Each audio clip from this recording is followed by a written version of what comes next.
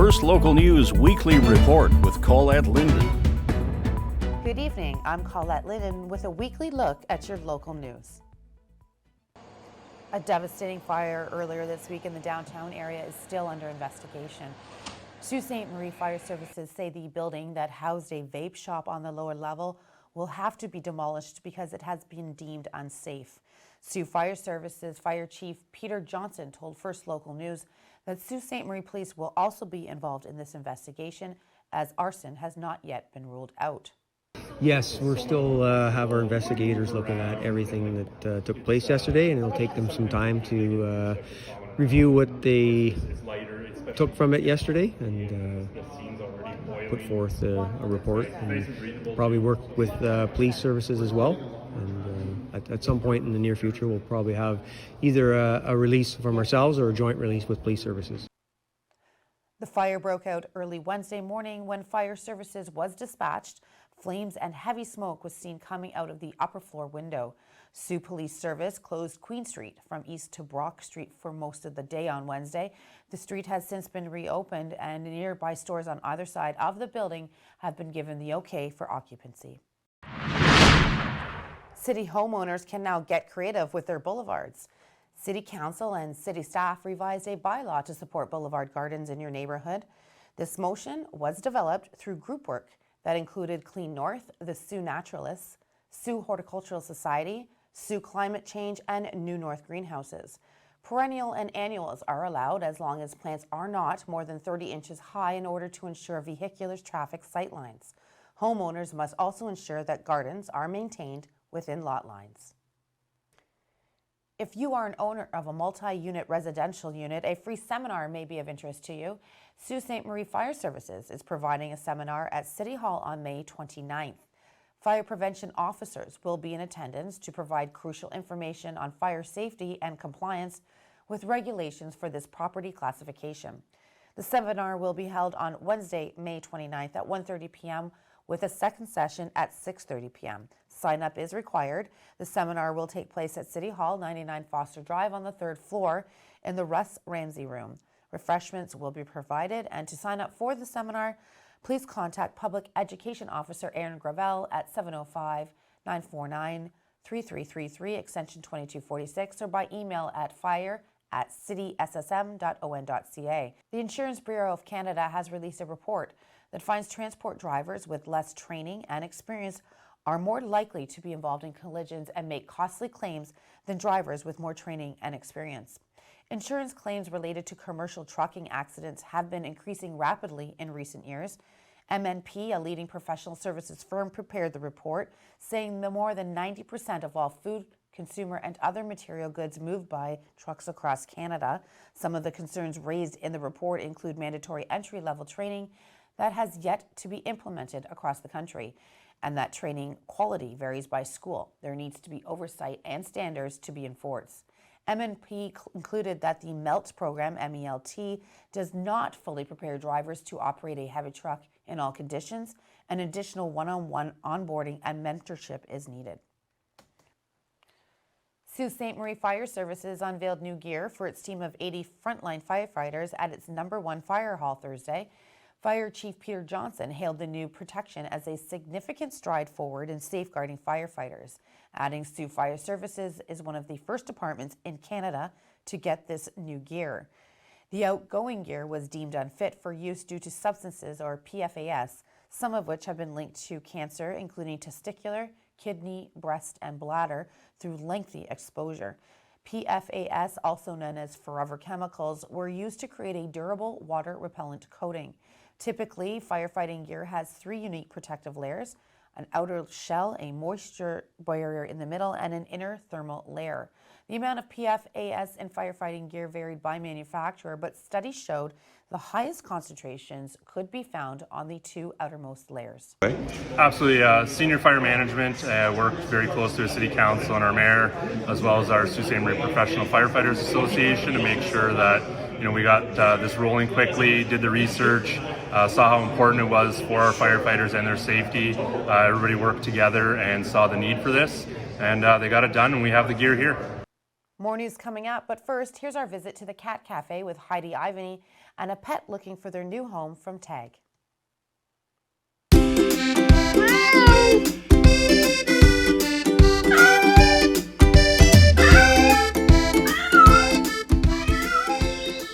Well, welcome back to the Cat Cafe. As always, here with the very energetic DJ Thine, owner of Thine's Bakery, and also working in partnership with TAG, the Animal Assistance Group, to showcase these kitties who are looking for a home. Who do we have, DJ? So this is Clover. Clover is currently the second youngest cat that we have in the room right now. She is recently fixed, 6.5 months old. Okay. Fully up to date on her shots, really energetic. We'll get along with other cats, other dogs. She likes to play, she loves to be snuggled. She's usually pretty good at being held. She also likes to ride around on people. Well, I mean, if she's recently been spayed, we can understand her skittishness, perhaps. She's looking to jump onto the bridge now. So as always then, so she's been spayed, she has her vaccinations, friendly little cat. Would you say she's acceptable into any home? Small children, other pets? Absolutely. She's got enough energy in her that she will get along with all cats and people alike. So with small family children, she has the energy to keep up with them, possibly outlast them. Okay. And she's definitely good with a young dog as well. Right on, okay. So as always, you would make your application in advance. TAG does have a process which is very user-friendly. They are very kind and committed people. So go ahead and bring Clover into your home today.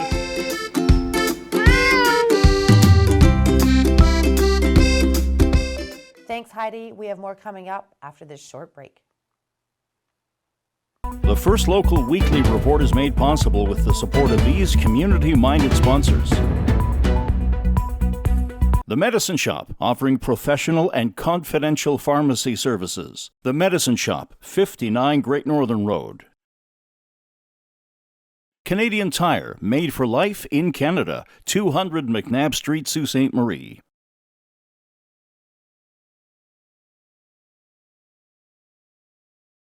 Arch, the Algoma Residential Community Hospice, 229 4th Line West. Get your tickets for the monthly 50-50 raffle.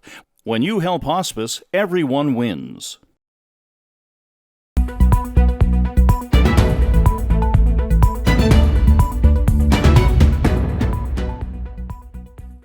When it was announced late last summer that the Station Mall was undergoing a $60 million redevelopment, it was greeted with great optimism. The massive project included transforming the former Sears space into an entertainment complex, along with dining with a casual dining sports bar, among other new retail outlets.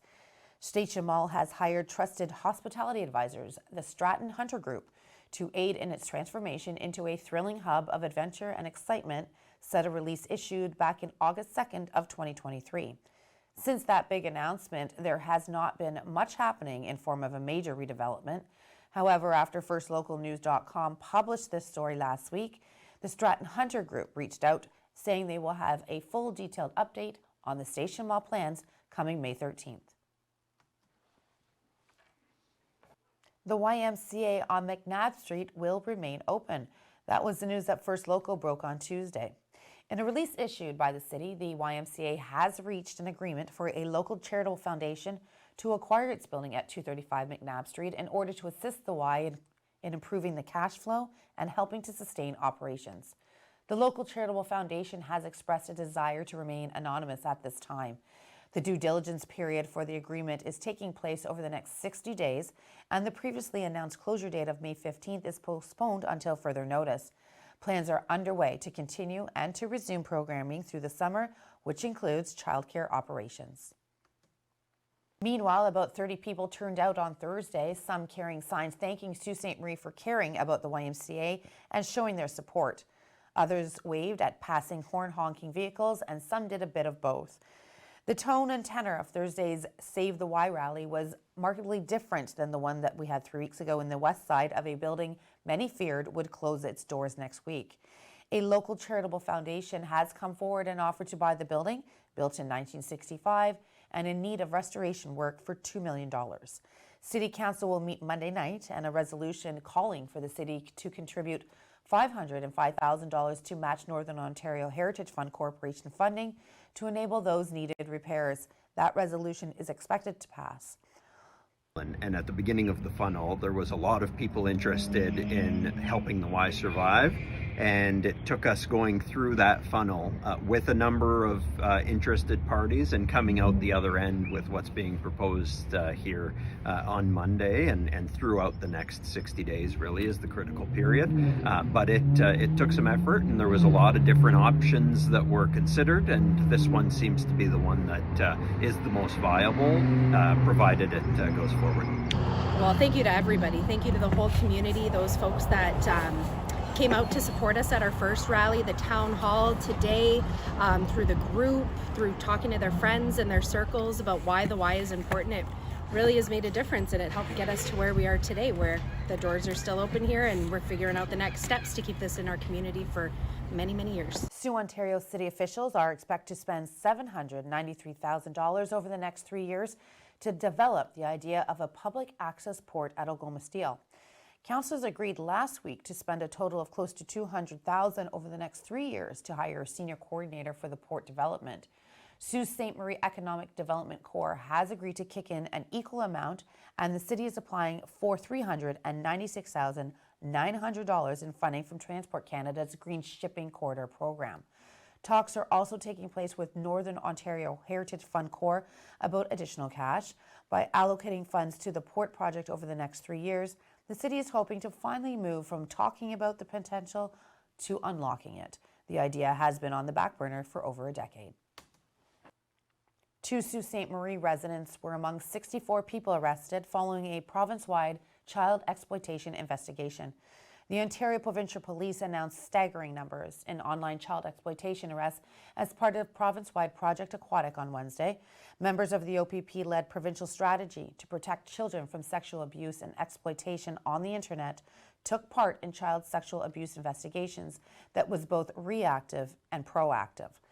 The investigations began on February 19, 2024 and ended on the February 29th of this year, with investigators identifying and arresting those making, possessing, and distributing child sexual abuse material. The identified victims were provided victim support, and impacted children were safeguarded. As a result of Project Aquatic, 34 victims were identified, 30 children were safeguarded, with 64 people being charged. Members of USW Local 2251, the largest union at Algoma Steel, have voted to launch legal proceedings to fight the derostering of its members by the Group Health Centre. Union members voted during 2 separate meetings to authorize the legal expenses involved in the filing of an injunction and lawsuit. Local 2251 currently represents just over 2,100 workers at Algoma Steel. 2251 President Mike DePratt said that they are trying to get the injunction in by May 31st to stop the derostering and then proceed to get the Group Health Centre back. The union and its members played a pivotal role in the early 1960s to help create the institution, believed to be the first of its kind as a model for delivery of health services. The Group Health Centre announced earlier this year that over 10,000 patients would be without a doctor as of May 15, 2024. Before we go to break, here's a look at your weather for the upcoming week.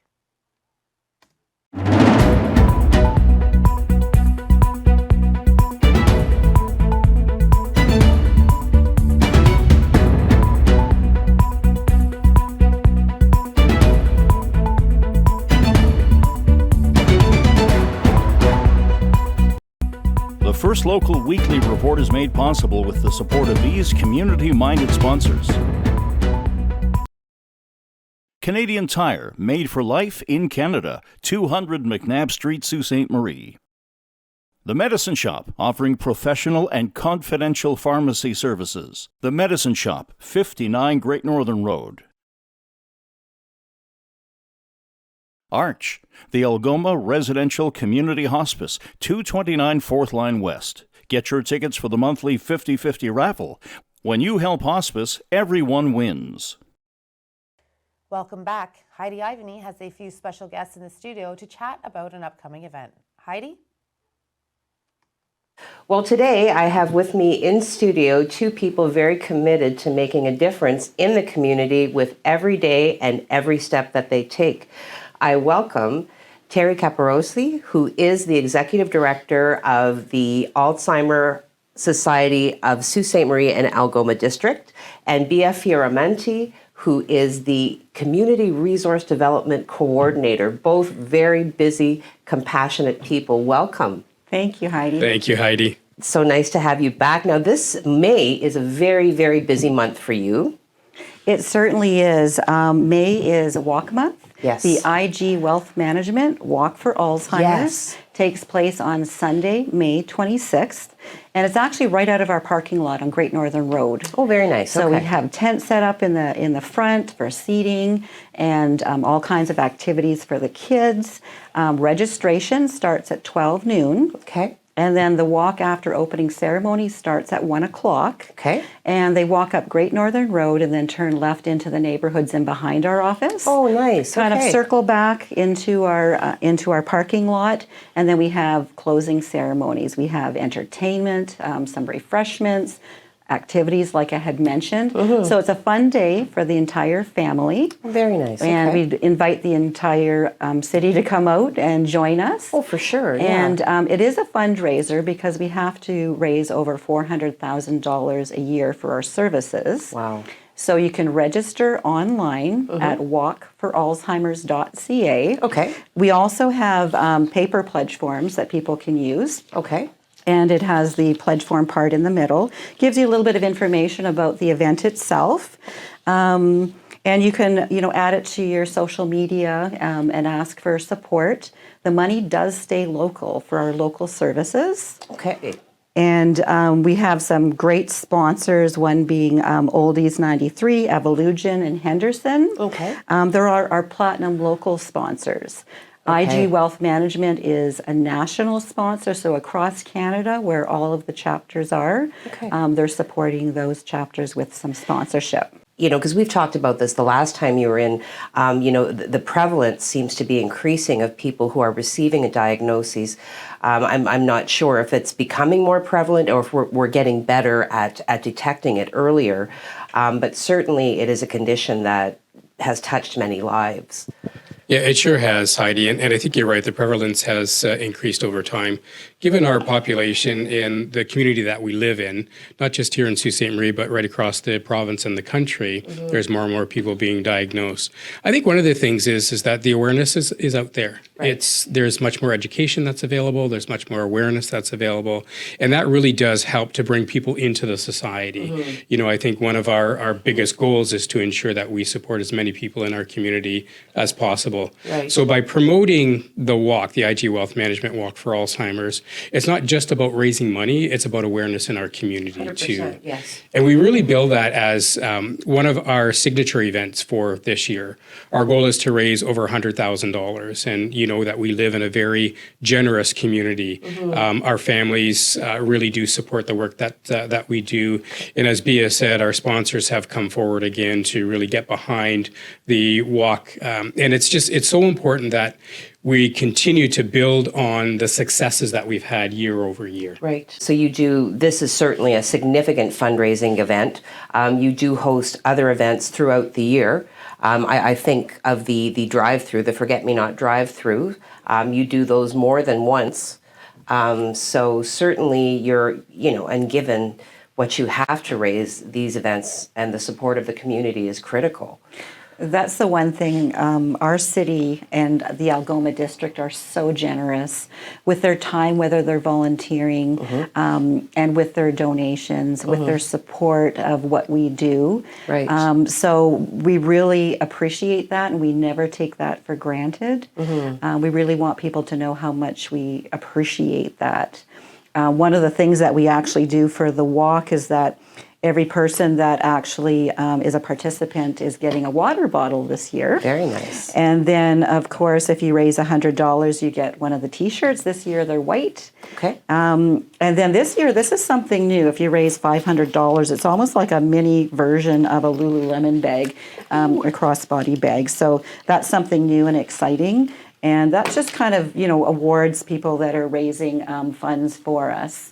It takes a lot of time to do that, and being so dedicated to do that, it's definitely appreciated. Well, I appreciate you coming in, and I look forward to, maybe I'll even pop in on the day. Who knows? You can never tell where You'll I'm have going to come pop for a up. tour, Heidi. Sounds I great. certainly will. Well, thank you very much, Terry and Bia, for being here, and I look forward to at least learning of the results.